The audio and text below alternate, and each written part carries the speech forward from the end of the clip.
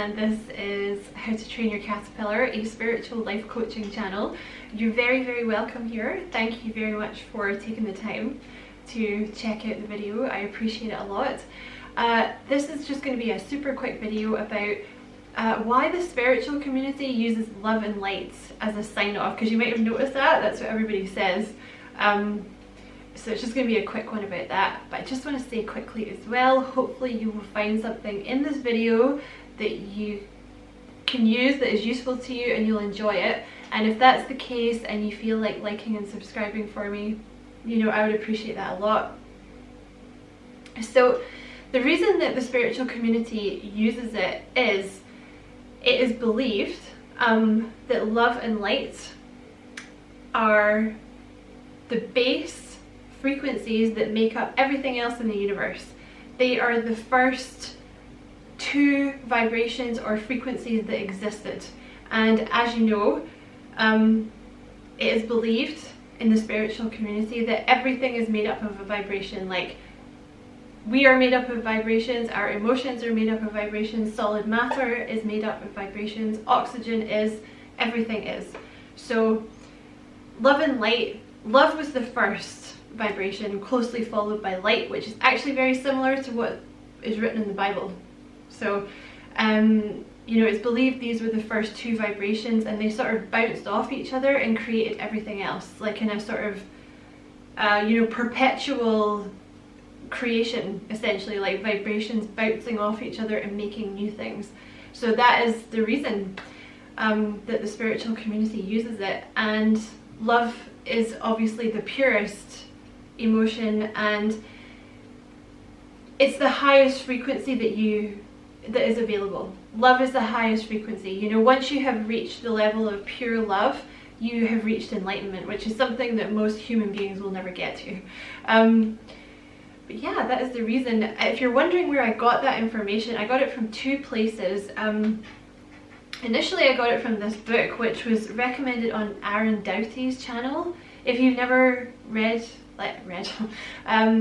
watched any of his stuff, he's really good. Like, he was one of the first people that I watched, and he's really knowledgeable but makes it accessible. So I'll leave his name in the description box. But this book is called The Ra Material, which sounds like it's about Egyptians, but it's not. It's called The Law of One. This is book one. I believe there is a series of these books, but I have only read the first one. I believe there is at least 3. You can find them on Amazon for not super expensive. And what it is essentially is a woman who channels interdimensional beings. One particular interdimensional being called Ra. That's why it's called the Book of Ra. And explains the Law of One. It's a fascinating read if you are inclined to read it. And it talks about love being the first thought, you know, so, because if you think about it, it's actually very simple, similar to what they have in the Bible, because, you know, God created everything and God is love. And then you have, you know, and in the beginning God created light, which is the two vibrations, love and light, right? So that's partly where I got this information from, which I will also leave I will leave the name of the book in the description box.